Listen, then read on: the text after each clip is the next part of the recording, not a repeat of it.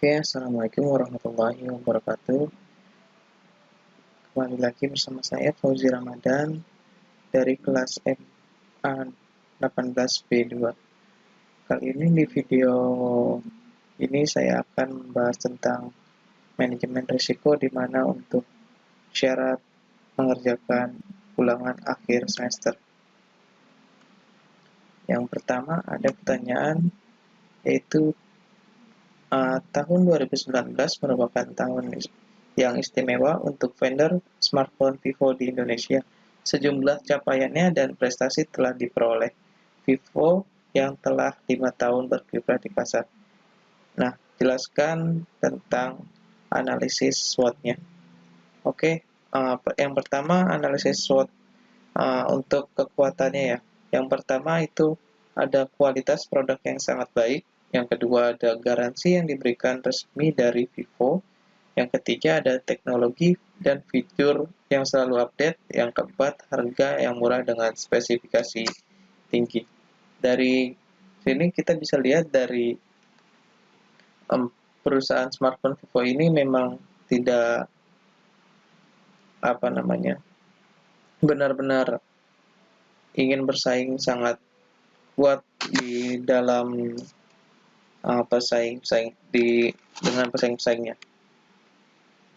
Nah, untuk yang kedua ada weakness, yang berarti kelemahan. Yang pertama itu branding yang sangat lemah, yang kedua ada loyalitas promotor yang kurang, dan ketiga kurangnya pusat pelayanan. Dari ketiga kelemahan ini memang dari pihak Vivo tersebut belum ada branding yang masih sangat lemah karena pesaing-pesaingnya masih sangat tinggi sekali seperti Samsung dan Xiaomi. Yang ketiga ada opportunity yang berarti peluang.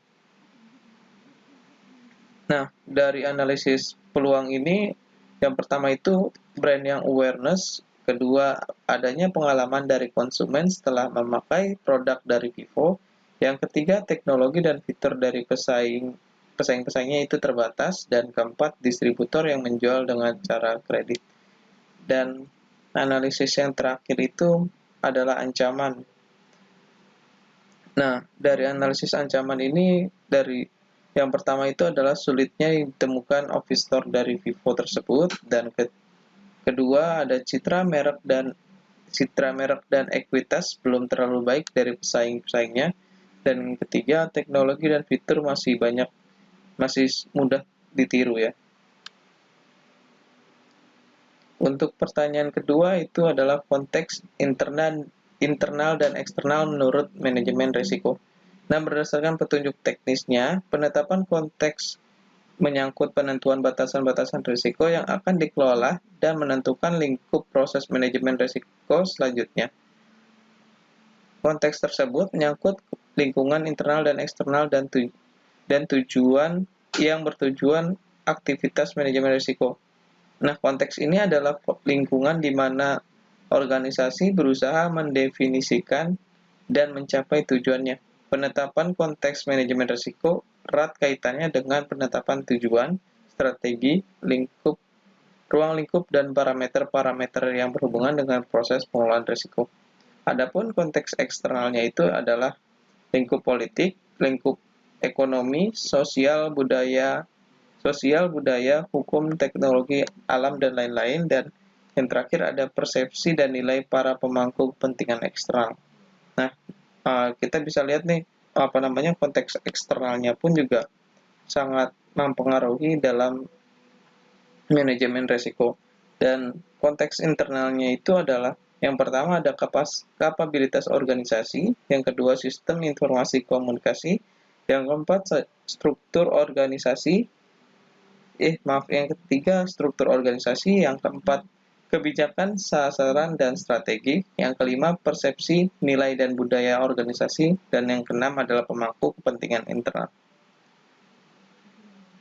Oke, ini pertanyaan yang ketiga adalah cara mempertahankan dan meningkatkan pendapatan di masa pandemik jika saya menjadi manajer ya.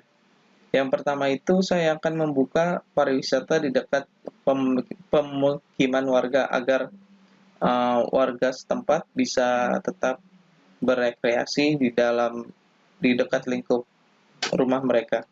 Yang kedua itu ada membuat agen perjalanan seperti traveling. Yang ketiga itu ada membuat sistem takeaway untuk pemesanan makanannya, tidak makan di tempat. Yang keempat itu tetap menjaga kebersihan, membuat tempat cuci tangan di setiap pintu keluar dan pintu masuknya. Dan yang kelima ada membuatkan jadwal untuk penyemprotan disinfektan agar di lingkup pariwisata tersebut tetap steril dan higienis. Dan yang keenam ada membuat fitur pemesanan tiket online dan serta memberikan gift-gift yang menarik. Yang ketujuh tetap berinovasi agar pengunjung tetap datang lagi. Yang kedelapan adalah promosi. Nah, promosi ini memang harus sangat-sangat berpengaruh di bidang pariwisata.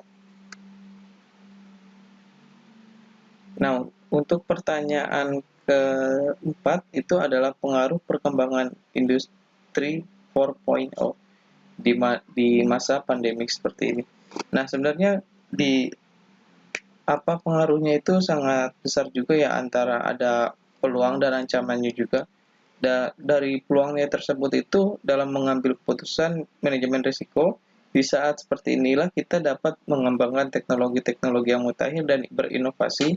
Selain itu, kita dapat memutuskan mata rantai COVID-19 dengan teknologi yang kita buat seperti ini ya. Kalau misalnya kita pakai ada perkembangan 4.0 ini kan memang adanya sering bersentuhan tangan itu jarang, jadi lebih bisa memutus mata rantai. Nah, tetapi mempunyai ancaman juga nih. Nah, untuk karyawan-karyawannya, karena dengan menggunakan perkembangan industri 4.0, karyawan akan semakin sedikit untuk dipekerjakan. Oke, terima kasih. Sekian dari saya Fauzi Ramadan. Wassalamualaikum warahmatullahi wabarakatuh.